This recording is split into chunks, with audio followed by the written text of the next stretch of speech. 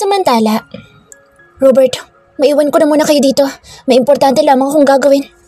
Tim, kayo na muna bahala. Babalik din ako kaagad. Wika ni James sa mga ito. May meeting kasi sila nang may ma-receive siyang tawag mula sa taong inupahan niya na hanapin ang kanyang mama. Matagal na siyang nag-hire ng private investigator para matuntun lamang ang kinaroroonan ng kanyang mama. Hindi para magmakaawa na bumalik na ito sa kanila ng kanyang papa, kundi para ipamukha dito na maayos siya. Maayos sila ng kanyang papa kahit wala ito. Balita niya may sarili na itong pamilya. Nais niyang makilala kung talaga bang may mga kapatid siya mula dito. Malaki ang galit niya dito ngunit hindi naman niya maatim na idamay maging ang mga kapatid niya. Isa pa, nananagili siya na magkaroon ng mga kapatid. Napakahirap kasi ang nag-iisang anak lamang, katulad kanina. Kinausap siya ng kanyang papa tungkol sa kanyang pag-aasawa. Kaya nga minadali na niya si Robert kanina na sumakay sa kotse. Tinawagan niya ang investigator, sinabing magkita sila at saka sinabi dito ang lugar. Tsaka siya nagmamadali na lumabas ng kanyang opisina. Mga ilang sandaling pagmamaneho at ngayon nga'y kaharap na niya ang investigador. Good afternoon, sir. Bati nito. Good afternoon din. Kamusta? May lead na ba? Kung nasaan na ang taong pinapahanap ko sa'yo? Seryosong tanong niya kahit ang totoo'y kinakabahan siya sa sasabihin nito. Meron po, sir. Natagpuan ko na po siya at kung saan siya ngayon naninirahan. Wika na lalaki sabay abot sa kanya ng mga litrato. Tiimbagang niyang inisa-isa ang picture. Makikita sa bawat picture na mukhang masaya naman ang kanyang ina sa buhay nito. Kaya lang tila nagkaroon pa ito ng dalawa pang lalaki. May mga ibang mukha din sa picture na kasama nito. Kinuha naman niya ang mga papers kung saan nakalagang information tungkol sa naging buhay ng kanyang ina. At nakumpirma niya na naging asawa nga nito ang mga lalaking kasama nito sa bawat picture. Napailing siya. Ganoon ito kapariwarang babae. Hindi talaga ito nakonsensya sa pag-iwan sa kanya noon dahil nakasaad sa report na iniwan din ito ang naging pangalawang asawa para sa pangatlo nitong asawa. Ang masakla pa, may dalawa din itong anak na iniwan sa pangalawang asawa. Meaning mga kapatid niya na itinulad din sa kanya. Naikuyom niya ng mahigpit ang kanyang kamao. Sa kanyang isipan, hindi na lang sana siya nag-aksaya ng halos 5 taon para lamang hanapin ang kanyang ina. Tapos ito lang pala matutuklasan niya. Ang kawalang hiyaan nitong ginawa sa kanila ng kanyang papa ay ginawa din ito sa pangalawa nitong asawa. Kaya naman mas tumindi pa ang galit niya sa ina at mas nasuklam siya sa lahat ng kabaro nito. Sa report nakalagay doon na naghihirap ang kanyang mga kapatid sa ina lalo pa at may karamdaman din daw ang ama ng mga ito. May isa pa siyang kapatid sa kasalukuyang asawa nito. Wala ka bang nakalap na picture ng mga anak niya sa una niyang asawa? Tanong niya. Wala na sir. Ang sabi ng mga nakausap kong nakakakilala sa kanya sa lugar na iyan, hindi daw talaga nila kilala ang unang pamilya ng babaeng iyan. Nalaman lamang daw ng mga ito ang tungkol sa unang pamilya nito dahil kinukwento daw nito ang tungkol doon. Pero tsak po na pangalawang asawa niya na ang kinakasama niya ngayon. Mahabang sagot nito. Sarap itama ng sinabi nito. Pangatlong asawa, hindi pangalawa dahil sila ang una nitong pamilya. Pero hindi na nito iyon kailangan pang malaman. Matapos nilang mag-usap ng paalam na ito, ida-deposit na lamang niya sa bangko ang bayad niya dito. Ngunit hindi pa tapos ang serbisyo nito sa kanya dahil ipapahanap pa niya dito ang kanyang mga kapatid sa ina, lalo pa at nalaman niyang naghihirap din ang mga ito. Matamis siyang lumulan sa kanyang kotse. Tinawagan niya si Robert at sinabing uuwi siya ng maaga. Sa totoo lang nawalan siya ng ganang magtrabaho dahil sa natuklasan tungkol sa kanyang ina. 5 taon siyang naghintay kaya naman pala hindi ito matagpuan dahil nagpakalayo-layo na ito. Lihim ang lahat ng ito sa kanyang ama. Ayaw na niyang masaktan pa itong muli kaya minabuti niyang ilihim. Matapos niyang makausap si Robert, nagmaniobra na siya pabalik ng mansyon. Lunchtime na ng mga sandaling iyon kaya minabuti niyang sa mansyon na lamang kumain ng tanghalian. Sa bayan lamang naman ang office niya kaya mabilis lamang siyang makakauwi. May isa silang malaking building na sadyang pinagawa ng kanyang papa para gawing opisina. Medyo malayo nga lang. Dati kasi sa mansyon ang ginagawang opisina noong nabubuhay pa ang kanyang lolo. Pero nang mamatay na ito at ang kanyang papa na ang namahala doon na nag-decide ang kanyang papa na ihiwalay ang opisina sa mansyon. Ayaw din kasi ng kanyang papa na iba't ibang tao ang pumapasok sa mansyon. Pero yung mga dating taong nagtatrabaho sa mansyon ayos lang dito. Ayaw lamang nito ay yung mga dayo. Napansin agad siya ng gwardya sa gate ng mansyon at agad na niluwagan ang malaki at mataas na gate. Senyorito, napaaga yata kayo. Nakangiting bati ni Mang Andoy sa kanya. Opo Mang Andoy, may kailangan lang po akong gawin eh. Nasaan po si Papa? Kanina po umaga, nasa hardin po siya. Kausap yung bagong katulong ninyo. Tapos hindi ko na po napansin kung ano oras siya umalis. Sagot nito. Sige po Mang Andoy. Teka, kumain na po ba kayo? Tanong muli niya. Ay, opo senyorito. Kayo po ba? Sagot nito. Kaya nga ako umuwi Mang Andoy eh. Namiss ko ang luto ni Aling Miling. Nakangiting sagot niya dito. Aba, panalo naman po talaga ang luto ni Aling Miling. Yung kanyang kaldereta ang aking paborito. Naku, kaya sarap talaga noon. Palatak nito. Natuwa naman siya. Totoo naman ang sinabi nito. Talagang panalo ang luto ni Aling Miling. Totoo yan Mang Andoy. Sige po at ako'y bigla nakaramdam ng pagkagutom lalo nang maalala ang kaldereta ni Aling Miling. Paalam niya dito. Oo naman po senyorito. Sige po. Wika nito habang nakangiti at sumaludo pa sa kanya. Binusinahan naman niya ito bago tuluyang nagtungo sa parking lot ng mansyon. Nang maiayos ang paggarahe ng sakyan niya, agad siyang bumaba. Nakaabang naman ng isang kasambahay at kinuha ang kanyang daladala. Siya naman ay pumasok na sa loob ng bahay. May isa na namang katulong ang sumalubong sa kanya at yun naman ay para hubarin ang kanyang sapatos. Maging ang coat niya ay ito na rin ang naghuhubad. Ayaw niya sana ng treatment na ganito.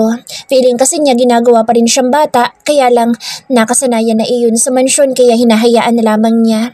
Siya naman ang naglalaban ng kanyang mga damit at naglilinis ng kanyang silid. Lalo pa at ang nakatoka sa paglalaba at paglilinis ng silid ay yung mga babaeng may edad ng kasambahay nila. Ewan ba niya, naiinis talaga siya kapag may ibang humahawak ng gamit niya. Maging ang coat niya, kahit lalaki ang kumuha noon, ayaw pa rin niyang ipapalagay iyon sa silid niya. Kaya naman iniiwanan nito iyon sa may labas ng pinto ng silid na ginawa niyang dressing room at yun ay ang silid na bakante sa katapat mismo ng kanyang silid. Tumuloy na siya sa dining area. Sinalubong naman siya ni Aling Miling. Senyorito, umuwi po pala kayo? Wika nito. Opo Aling Miling. Bigla ko na-miss ang luto niyo eh. Nakangiti niyang sagot dito. Naku, ikaw talagang bata ka. Siya sige na't maupo ka na dyan dahil kanina pa nananghalian ng iyong papa. Wika nito at saka tinawag ang isa pang kasambahay para makatulong nito sa paghahain ng pagkain sa kanya. Napailing siya. Sigurado na naman natatambak ang iba't ibang putahe sa harap niya. Napakalaki ng dining table tapos siya lamang namang mag-isa ang kakain. Bihira din talaga silang magkasabay ng kanyang papa lalo pat palagi na siyang busy ngayon. Panahon na naman kasi ng anihan ng mga mangga. Si Carlo na may siguradong nakakain na rin ito. Baka nga nasa bayan na rin ito para gumala. Hirap talaga ng lalaking Manila at hindi sanay ng simpleng pamumuhay sa probinsya. Maya-maya dumating na nga si Aling Miling, kabuntot ang isang lalaking binatilyo na tinawag nito kanina. Kalderetang baka, tinolang manok, adobong baboy, pritong tilapia at gulay na laing. Isama pa ang kanin at orange juice na inilapag nito sa hapagkainan. Naku Aling Miling, fiesta na naman tayo ah. Siguradong hindi na naman ako nito makakatayo pagkatapos kong kumain. Natatawang pahayag niya dito. Kasi naman kahit ilang beses niya itong sabihan na tama na sa kanya ang isang putahe pero heto tambak na naman ang pagkain sa harapan niya. Binawasan ko na nga po senyorito ang putahe para sa pananghalian. Baka kasi mapansin na naman ng papa ninyo. Alam niyo naman po yun, mahilig sa masarap na ulam. Sagot nito. Hayaan niyo po at kakausapin ko si papa. May edad na siya kaya bawal na sana mga pagkain niya ng marami. Maiba ako Aling Miling. Kumain na po ba si Rio? Yung bago kong alalay? Tanong niya. Naku hindi pa senyorito. Tsaka hindi ko pa siya nakikita. Pero sabi ng inyong papa asikasuhin daw kapag nagising. Marahil tulog pa po sa kwarto. Sagot nito. Napatango na lamang siya at tsaka napailing. Sa kanyang isipan mukhang tamad yata ang lalaki. Maaga pa lang nang dumating ito kanina kasama si Robert pero wala itong ginawa kundi matulog at tanghali na itulog pa rin. Ganun po ba Aling Miling? Kayo po ba kumain na? Tanong na lamang niya dito. Opo, senyorito. Kanina pa po.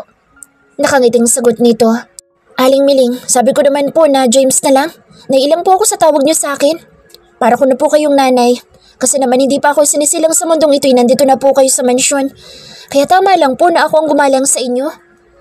Wika niya dito. Palagi niya itong sinasabi pero sadyang makakalimutin na rin na matanda. Ay naku, hayaan mo na akong bata ka. Sige na, kumain ka na. Damihan mo kasi at mukhang pumapayat ka na. Nakangiting wika nito. Napailing na lang siya at saka nagpatuloy na sa pagkain. Balak niyang magbihis muna bago humilata sa kanyang kama. Gusto niyang i-relax ang isip. Ayaw muna niyang isipin ang kanyang problema lalo na ang tungkol sa kanyang ina. Matapos kumain, nagtungo na siya sa silid na katapat ng kanyang kwarto para magbihis ng pambahay. Tuloy-tuloy siya sa kanyang malaking built-in cabinet na pinasadya pa niya. Hinubad niya ang puting polo, sunod ang sando at ang kanyang pantalon, maging ang kanyang boxer, at isinabay na niya ang brief at saka niya binuksan ang drawer na kinalalagyan ng kanyang mga brief. Napatigil siya sa kanyang pagkuha ng brief sa drawer nang may narinig siyang tila bahagyang pag-ungol. Kunot noong napalingon siya sa kama at ganoon na lang ang kanyang pagkagulat nang makita si Ryu na nag-uunat sa ibabaw ng kama habang nakapikit pa. Yun naman pagmulat nito, huli na para matakpan niya ang dapat na matakpan. Nanlalaki naman ang matang nakatulala lamang si Rihanna, nakaawang pa ang labi habang titig na titig sa bagay na nasa pagitan ng hita ng kanyang boss. Sir, kayo po pala. Kulat na bigkas ni Rihanna ngunit agad niyang naalalang siya nga pala si Ryu kaya agad niyang kinalma ang sarili. Nagkunwari siyang okay lang sa kanya ang lahat at normal lang. Bumangon siya mula sa kama at hinarap ito kahit pa wala pa ring nakatabing sa parting iyon ng katawan nito. Tanghaling tapat tulog ka pa rin? Tsaka bakit nandito ka? Di ba sa servant quarter ka dapat? Medyo mataas ang boss na tanong nito. Pasensya na po sir, dito po kasi ako itinuro nung hardinero. Nabubulol na sagot niya dito. Kasi naman nawili na yata itong ibandera ang dapat ay kanina pa nito tinakpan. Todo iwas siya ng tingin pero heto at mukhang lalapit pa sa kanya ang kanyang boss. Sinong hardinero? Kunot noong tanong nito. Nakalapit na sa kanya ito. Siya naman ay umiwas ng tingin pero yung tipong hindi nito mahalata na umiiwas siya. Baka isipin pa nito na naiilang siya na makakita ng kapwa niya, lalaki. Gosh, ang macho niya. Tsaka ang abs, grabe ang yummy. Tsaka grabe, first time ko makakita ng manoy, tapos ganun pa kalaki. Tili ni Rihanna sa sarili. Hindi ko po siya kilala sir pero yung maliit po na matandang hardinero ninyo. Sabi po niya close daw po kayong dalawa. Sagot niya dito. Kunot noon namang napatitig si James sa lalaking kaharap. Malikot ang mata nito. Animo umiiwas na tingnan ng kanyang kahubdan. Nakaramdam tuloy siya ng pagkailang kaya inabot niya ang kanyang tuwalya. Kitang-kita niya nang tila bumuga ito ng hangin. Ewan niya pero kakaiba ang dating noon sa kanya. Parang nakyutan siya na ewan pero nandun din ang pagkainis. Kasi naman kay lalaki nitong tao animoy may mga gesture ito na pambabae. Hindi kaya bakla ito? Naku, mapatunayan lamang niya na bakla ito'y palalayasin niya talaga kahit pa sabihin pinsan ito ni Robert. Hate kasi niya ang mga bakla dahil kahit naman lalaki ang itsura ng mga ito at ipinanganak silang lalaki, ang puso nila ay sa isang babae. Kaya pati sila ay damay sa galit ni James. Kilala ko na kung sino. Kumain ka na muna bago mo gawin ang dapat mong gawin. Next time ayoko nang maabutan kang natutulog ha. Ayoko nang tabad na tao. Wika niya dito sabay talikod niya at muli lumapit sa built-in cabinet para kumuha ng brief niya sa drawer. Sige po sir, patawad po. Hindi na po ito mauulit. Sir, saan po ang servant quarter? Mukhang nagkamali yata po yung hardinero sa pagturo sa akin ng tutuluyan Dadalhin ko na lang po itong gamit ko doon bago kumain. Tanong nito. Hindi na, dito ka na lang. Mabuti na yun nandito ka para malapit ka sa akin. Kaya lang ginawa kong dressing room ang kwarto na ito. Okay lang ba sa'yo? Tanong naman niya. Natitiyak niya ang kanyang papa ang sinasabi ni Ryu na hardinerong nagturo dito ng silid na ito.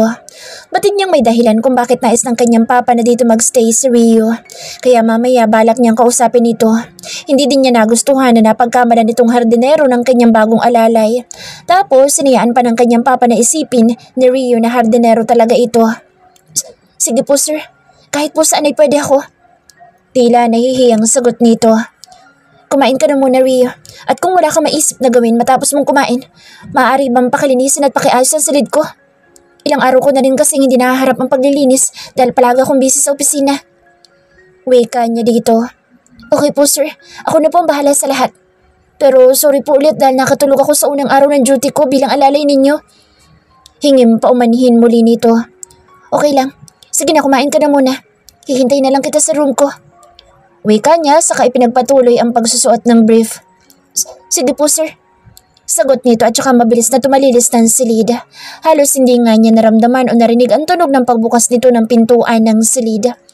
Tila naman nabunutan ng tinik sa lalamunan si Rihanna na makalabas ng pinto. Ang pisngi niya sobra ang pamumula at maging ang puso niya napakabilis ng tibok. Animoy napakaraming maliliit na dagaan doon ay naghahabulan.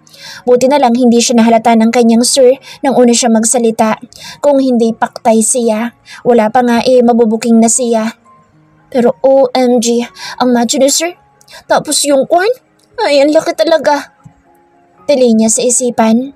Muntik na tuloy niyang batukan ang sarili dahil bakit sa dinami-rami pa ng kanyang makikita, yung nasa pagitan pa ng ano nito. Ang nakakainis lang kung bakit apektado siyang masyado. Pakiramdam nga niya umakyat ang lahat ng dugo niya sa mukha. Focus, self, isipin mo ang tatay mo, huwag yung kaharutan mo. Ay, kailan pa ba ako natutong makaramdam ng ganito sa isang lalaki? Inis, nasaway niya sa sarili. Nang makarating siya sa kusina, naabutan niya ang may edad na matanda doon. Nginitian siya nito kaya ngumiti din siya. Kumusta ang tulog mo, iha? Tanong nito. Namilog naman ang kanyang mga mata sa tinura nito. Iho po, manang. Lalaki po ako. Wika niya na halos pagpawisan na dahil sa pag-aakalang booking na siya nito. Ay, naku, oo nga pala. Pasensya na, iho ha. Ang ganda mo kasi, kaya napagkamalan kitang babae. Nakangiting wika nito. Nakahinga naman siya ng maluwag nang mapagtantong nagkamali lamang ito. Nagsisisi tuloy siya bakit inalis pa niya ang fake niyang bigote. Ayan tuloy. Paupo ka na dyan at ipaghahain na kita. Wika ng matanda. Naku, wag na po manang. Kaya ko na po ang sarili ko. Alalay lang po ako ni sir. Kaya hindi niyo po ako dapat napagsilbihan. Wika niya dito. Ay naku, walang anuman iyon. Mukha ka namang mabait na bata kaya ayos lang. At saka trabaho ko ito. Kaya lang, dapat senyoritong itawag mo kay senyorito James dahil yun ang tawag sa kanya dito. Nakangiting wika nito. Ah, ganun po ba? Sige po manang, pasensya na po. Hingim pa umanhin niya. Kakaiba talaga ang mayayaman. Ayaw pa talaga ng sir. Sabagay, senyorito nga naman ang tawag ng lahat sa kanyang boss kaya dapat lang talaga na makibagay na lang siya. Ayan, kumain ka na marami ha? Kapag tapos ka na, tawagin mo lang yung isang kasambahay ha para asikasuhin ang pinagkainan mo. Ako'y may asikasuhin pa kaya maiwan na muna kita dyan. Wika ng matanda at saka umalis na ito. Napanganga siya sa mga pagkaing hinain ng may edad na babae. Diyos ko, parang huling kain na niya iyon kasi naman napakaraming pagkain sa harap niya. Ilang putayang ulam na inilagay nito sa mesa at kanin, mga prutas at juice. Samantalang sa kanilang bahay may toyo at kanin lamang sila sa pagkainan ay solved na. Natakam siya sa amoy at itsura ng kalderetang baka na nasa kanyang harapan. May 2 putahing nakain pero kaldereta talaga ang kanyang nilantakan. Kasi naman tuwing piyesta lamang siya nakakatikim ng ganoong putahe. Halos siya sa sarap habang inunguya ang kaldereta. Sobrang sarap kasi noon. Mas masarap pa kaysa sa mga natikman niyang kaldereta sa piyestahan. At dahil sa pagkabisi sa pagkain, hindi na niya napansin ang lalaking pumasok sa dining area. Kumuha ito ng tubig sa malaking rep at sumandal doon habang umiinom. At saka pinanood siya sa pagkain. Tila aliw na aliw ito habang pinapanood siya. Enjoy na enjoy ah. Sarap ba? Narinig ni Rihanna na wika ng kung sino. Nabulunan tuloy siya at nagkanda ubo-ubo pa. Here. Wikang muli na lalaki na nakalapit na pala sa kanya, sabay abot sa kanya ng tubig. Salamat. Nasabi niya bago tinungga ang tubig na iniabot nito. Hi, ako nga pala si Brent, pinsan ni Kuya James. Ikaw pala yung sinasabi nilang alalay niya? Wika nito sa friendly voice, sabay lahad ng kamay nito na animoy nais nitong makipagkamay sa kanya. Tinanggap naman niya iyon. Ako naman si Rio. Wika niya. Oh, ang cute ng name mo ha. Kasing cute mo. Tapos ka na bang kumain? Pwede bang makasabay sa'yo? Kagagaling ko lang kasi sa school. Wika nito sabay upo na rin sa tabi niya. Medyo naiilang siya pero pinsan ng boss niya kaya dapat niyang pakasamahan ito. Sa tingin niya hindi nalalayo ang edad nilang dalawa. Oo naman po, senyorito. Teka po, ikukuha ko po kayo ng plato. Wika niya at saka akbang tatayo na. Oops, no need. Ako na lang. At saka don't call me senyorito. Kinikilabutan ako eh.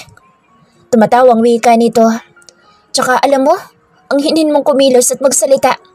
Umamin ka sa akin. Babae ka ano? Tanong nito na ikinagulat niya. Hindi siya nakakibo pero mabilis siyang tumayo at kinuwelyuhan ito. Nakaka-insulto ka pre ah. Ano, suntukan na lang?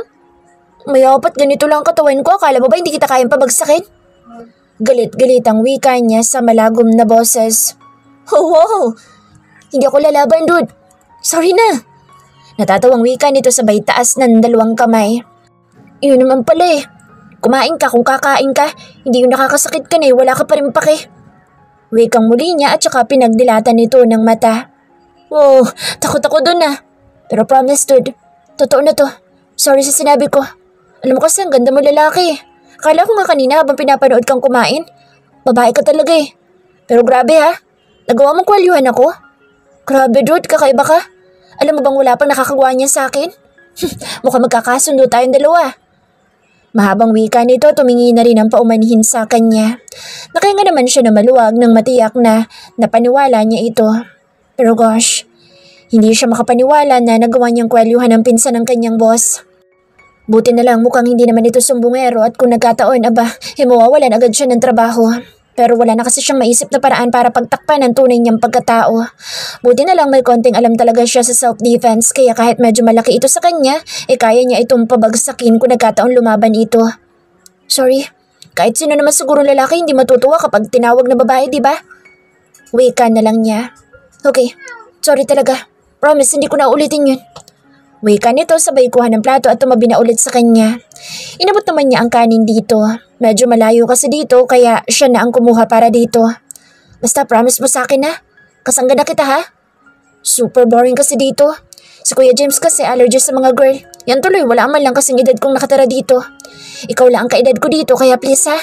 Bonding tayo palagi pagtapos ka na sa work mo. Hilig ko na maglaro ng online games. Gusto mo turuan kita? May gaming room ako dito. Puntahan natin after natin kumain. Masayang wika nito. Mukhang sabik nga ito na may makasalamuhang iba pero nag-aaral naman ito kaya imposibleng wala itong mga kaibigan. Next time na lang siguro kasi pinapalinis pa sa akin ni Senyorito James ang kwarto niya eh. Anya. Ah? Suglit lang naman eh. Sige na, after natin kumain. Promise, mag-enjoy ka doon. Wikang muli nito na animoy nagpapaawa pa. Wala siyang time sa mga ganyang bagay, Brent. Ikaw naman, bilisan mo dyan. First day mo pa lang sa trabaho mo, wala ka pang nagagawa. Ayoko sa lahat yung tatamad-tamad. Inis na wika ng kanyang boss na hindi nila napansin eh, nasa likuran na pala nila. Opo, senyorito, pasensya na po. Tarantang wika niya at saka mabilis na uminom ng tubig at sumunod sa kanyang boss na umalis din agad matapos magsalita. Umupo sa sofa si James habang pinagmamasdan ng kilos ng kanyang alalay.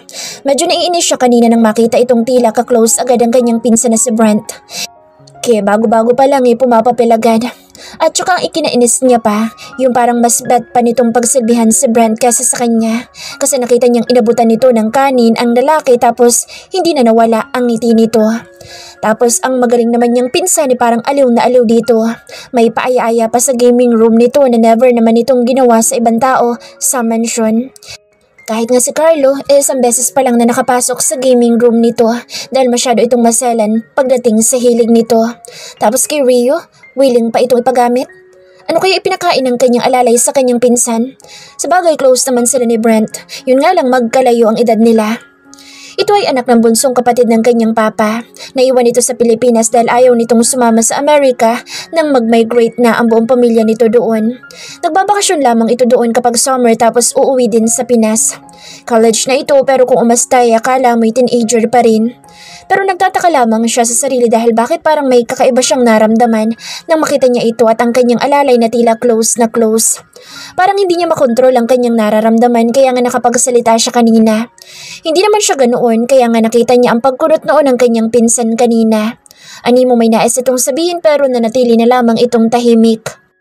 Si Rio naman ay tahimik na sumunod sa kanya at ito nga nanatili lamang na tahimik habang naglilinis. Animoy naiilang ito sa pagmamasid niya pero wala naman itong magawa. Pero pulido ito kung magtrabaho. Talagang kahit yata sa kasulok-sulukan wala ka makikitang alikabok. Ang mga kagamitan niya ay ginalaw nito para malinisan ang sahig na kinalalagyan ng mga ito. Maya-maya tumingin ito sa kanya at saka bumuga ng hangin. Tila may naisabihin pero parang nag-iisa't dalawa ito. Bakit? May sasabihin ka? Tanong niya na pauna para hindi na ito mahiya. Medyo nakakunod pa rin ang ulo niya at ayaw kasi niyang ipahalata na hindi na siya naiinis dito. Pwede po ba lumipat muna kayo dito sa kama, senyorito? Gagalawin ko po kasi ang sofa para malinisan ang ilalim niyan. Wika nito. Sure. Pabiglang wika niya at saka mabilis na tumayo. Sumampa siya sa kama, kinuha niya ilang papers na nasa side table at nagkunwaring nagbabasa pero ang gilid ng mga mata niya ay nakatuon sa maliit na binatang hirap na hirap galawin ang malaking sofa. Maya-maya bumuelo ito para itulak ang sofa pero nadulas yata ang paghawak nito doon kaya padapa itong bumagsak sa sahig. Mabilis naman siyang tumayo mula sa higaan at agad na dinamayan ito. Kakamot-kamot sa ulo naman itong humarap sa kanya matapos nitong makatayo sabay ngiti sa kanya. Hala, bakit ang cute niya? Wika niya sa kanyang isipin ay kinagulat naman niya. Kailan pa siya nakuyutan sa isang lalaking katulad niya? Pasensya na po, sir. Senyorito pala. Hindi ko po pala kayang iusod yung sofa. Maaari po bang magpatulong sa inyo? Pero kung ayaw niyo po, pwede po bang makausap ako kay Brent na tulungan akong iusog itong sofa ninyo? Wika nito. Imbes na umaliwala sa mukha dahil sa hindi iniasahang magiging reaksyon niya nang umiti ito, heto at mas dumilim ang kanyang anyo. Bakit si Brent pa ang tatawagin itong makakatulong? Hindi ba pwedeng siya na lang? O makiusap ito sa kanya na iusog niya ang sofa? Anong tingin nito sa kanya? Mahina? Walang kakayahang bumuhat ng mabigat? Sa inis niya, walang sabi-sabing iniusog niya ang sofa at muling bumalik sa kama at muling nagkunwaring nagbabasa. Ito naman ay tila natigilan ng ilang sandali bago ito kumilos para linisan ang sahig na dating kinalalagyan ng sofa. Tagaktak ang pawis nito, umaagos sa mukha nito patungo sa leeg nitong makinis at mapuputi. Kitang-kita niya iyon dahil kunwari lamang siyang nagbabasa pero ang totoo ay hindi niya ito nilulubayan sa pagmamasid. Halata ang pagod sa mukha nito. Sa bagay, hindi biro ang mga appliances na ginalaw nito at pinunasan nito. Maging mga damit niya sa malaking built-in cabinet ay inayos din nito. Inaamin naman niyang hindi talaga niya malinis ang bawat sulok ng kanyang silid. Tamang yung mga madadaling gawin lamang ang kanyang madalas linisin dahil na rin sa palagi din siyang busy. Ang mga damit naman niya ay dati nang malinis pero hindi din maiwasan na magulo niya ang mga ito kapag kumukuha siya ng damit lalo pat nagmamadali siya. Iba pa ang mga damit niyang nandoon sa kabilang kwarto na inuukupan na ngayon nitong kanyang bagong alalay. Nakita niyang tumayo na ito at nakatingin lamang sa kanya. Kaya naman itinabi na niya ang binabasa at kusang inayos niya ang sofa sa dati nitong kinalalagyan. Pero wala pa din siyang imik. Hinayaan lamang niya itong magsalita pero parang wala itong dila dahil kahit nabatid niyang may sasabihin ito hindi pa rin ito nagsasalita. May sasabihin ka? Medyo nandidilat ang matang tanong niya dito. Parang tibang siya. Kailan pa siya naging masungit sa kasambahay? Kahit nga sa mga trabahador nila sa taniman ay never pa siyang nagpakita ng ganitong ugali. Bakit kapag sa lalaking ito ay medyo nag-iiba yatang ugali niya? Nais ko lamang po sanang tanungin kung may ipagagawa pa po kayo. Pasensya na po kung nangangapa pa po ako sa aking mga dapat na gawin. Unang beses ko lang din po kasi itong trabaho. Pero promise po, senyorito, gagawin ko po ang lahat para maging maayos ang trabaho ko. Mahabang pahayag nito. Mahalata ang medyo nahihiyang boss nito pero nandoon din ang determinasyon na maipaabot nito sa kanya ang nais. Wala na, magpahinga ka muna sa silid mo. Maya-maya magmerienda ka na lang. Wika na lamang niya. Medyo nakonsensya tuloy siya. Ramdam siguro nito ang pagkadisgusto niya pero hindi naman dahil dito. Dahil lang naman sa pakikipag-close nito sa kanyang pinsan na si Brent. Yun nga lang hindi rin niya alam ang rason bakit siya naiinis. Bakit hindi niya gustong mapalapit ito sa pinsan? Napapailing na bumalik na lamang siya kunwari sa pagbabasa hanggang sa nagpaalam na ang binatang kanyang alalay at tuluyan lumabas na sa kanyang silid. Sa silid ni Rihanna. Halos mapangiwi siya nang ganap niyang maisara ang pinto ng silid ng kanyang inuukupa. Sa pagbagsak niya kasi, tumama ang siko niya sa sahig pero pinigilan niya ang sarili na dumaing kahit sobrang sakit noon. Mahirap na magpakita siya na nasasaktan dito. Buti na yung doble ang kanyang pag-iingat kaysa naman mabuking siya. Tiningnan niya ang siko, medyo namamaga na iyon. Talagang napasama yata ang kanyang pagbagsak. Kinuha niya ang kanyang cellphone na dikipad at tinawagan si Robert. "Oh, Insan, napatawag ka?" Tanong nito. "Insan, sa tingin mo payagan kaya ako na senyorito na lumabas muna ng mansyon? Aksidente kasi akong bumagsak kanina habang inuusog ko yung sofa sa room niya. Tapos ito, tumama ang siko ko. Medyo namamaga na nga eh. Baka ako kailangan ko ipahilot." Mahabang pahayag niya dito. "Ano? Bakit kasi hindi ka nag-iingat?" "Ay naku, Insan. Yan na kasi sinasabi ko sa iyo eh. Sinabi mo na ba yan kay senyorito?" Wika nito at parang naiinis sa kanya pero halata ang care sa boss nito. Sira, syempre hindi no. Mamaya niyan bigla pa siyang maghinala o kaya dalhin ako nun sa doktor. E di na-booking ako. Sabi naman niya. Kasi naman ang tigas kasi ng ulo mo. Kung hindi ka kasi pumasok-pasok dyan, edi hindi ka sana nahihirapan. Excited ang wika nito. Kung hindi ako pumasok dito, edi sana hanggang ngayon umiiyak pa rin ako at halos mabaliw-baliw na sa kakaisip kung saan kukuha ng pambayad sa ospital at pambili ng gamot ni Itay. At baka mas malala pa, tanggapin kong inaalok na matandang hukluban na iyon para lamang mailigtas ko si Itay. Mahabang wika niya. Napabuntong hininga na lang ito bilang tugon. Sabagay. Ay, ako nang kinakabahan para sa iyo eh. Oh, ano idadahilan mo para makalabas ka ng mansyon? Tanong nito. Hindi ko nga rin alam eh. Pagkakaalam ko kasi wala akong day off dito. Ikaw kayo magpaalam sa akin, insan. Biglang sabi niya. Lukaret? Office hours pa po ba, Nay? At saka mukhang hindi papayag si senyorito. Ang alam ko kasi tuwing hapon pumupunta siya sa farm at saka isasama ka niya. Kaya paano na yung namamagamong siko? Itatago mo lang ba yan? Eksahiradang wika na naman ito. Yun lang. Ay, paano kaya? Bahala na nga lang. O paano, babush na? Alam kong busy ka pa dyan. Bukas agahan mo magpunta dito ha. Boring kasi dito. Wala pang isang araw eh. Heto at bagot na ako. Wika niya. O sige na po, aagahan ko bukas. Kapag hindi mo na ipagabot yan, ako na mismo magdadala dyan sa manghihilot. Bahala ka nalang magpalusot kay senyorito. Wikang muli nito. Ay syunga to, bawal nga diba? Bahala na, ako na bahala. Sige na, babush. Paalam niya. O siya, babush na din. Wika nito at sa kanya pinatay ang ko.